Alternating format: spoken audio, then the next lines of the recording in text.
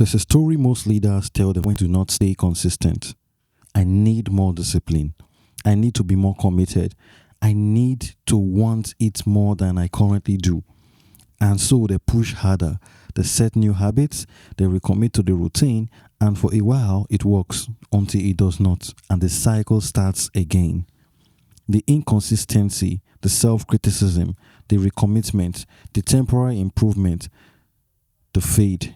What if the story is wrong? What if inconsistency is not a character problem at all, but a design problem? Not evidence of insufficient willpower, but evidence of insufficient structure. And that reframe changes everything about how you fix it. Let's get into today's episode. Fulfillment OB Podcast. Here's what the discipline narrative gets wrong.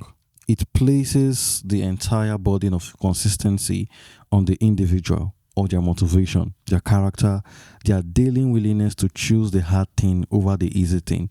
And when consistency breaks down, as it always eventually does when it depends on willpower alone, the conclusion is that the person failed.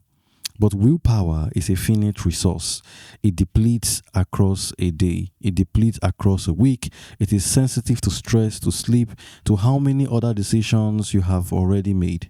Relying on willpower for consistency is like relying on a phone battery that you will never charge. It will work for a while and then it will not. And the phone is not the problem. The most consistent people in the world are not the ones with the most discipline. They are the ones who have built the best systems.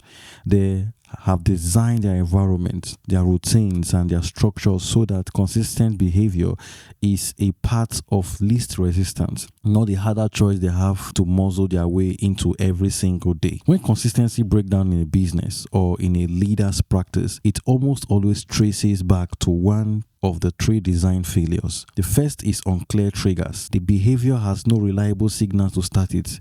It depends on the person remembering, feeling motivated, or having enough energy left at the end of the day to initiate it. Without a clear trigger, a time, a context, a preceding action that reliably precedes their behavior, it will always be inconsistent. The second is too much friction. The behavior requires too many steps, too much decision making before it can begin. Every additional decision points between intention and action is a place where inconsistency can enter. The more complex the part of the behavior, the less consistently it will happen. The third is no recovery mechanism. Every system breaks occasionally. The question is not whether yours will break. It will. But whether there is a clear, simple way to restart it when it does. Without a clear recovery mechanism, a single broken streak becomes an abandoned habit. The gap between one missed day and give it up entirely is almost always a design gap, not a character gap. What does design actually look like? Building for consistency means making the right behavior easier than the wrong one, not through motivation, through architecture. It means creating the environment so that the trigger is unavoidable and the friction is minimal. The content creation system that starts with 2-minute voice note rather than a blank page. The decision-making process that has a clear owner for each type of decision so it never has to wait for you. The weekly review that happens at the same time every week, connected to something that already reliable happens. So it does not require a separate act of will to begin.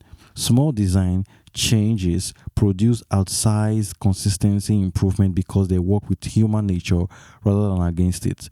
They remove dependency on motivation and replace it with structure that functions whether you feel like it or not. So next time consistency breaks down in something you are building, before you conclude that you need more discipline, ask a different question. Where is the design failing? What trigger is missing? Where is the friction too high? What happens when the system breaks? And is there a recovery path built in? Those are structural questions. And structural questions have structural answers. Answers that do not require you to be a different kind of person to implement. You don't need more discipline.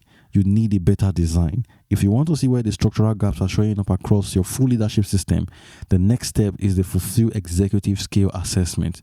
35 questions that can be answered under 10 minutes that will show you exactly where your structures are breaking. Completely free.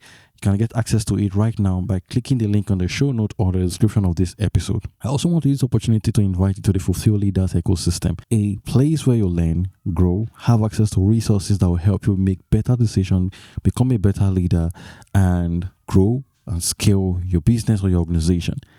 Only available for a limited time. We are opening it up for a select few, and you can have access to a 7-day free trial.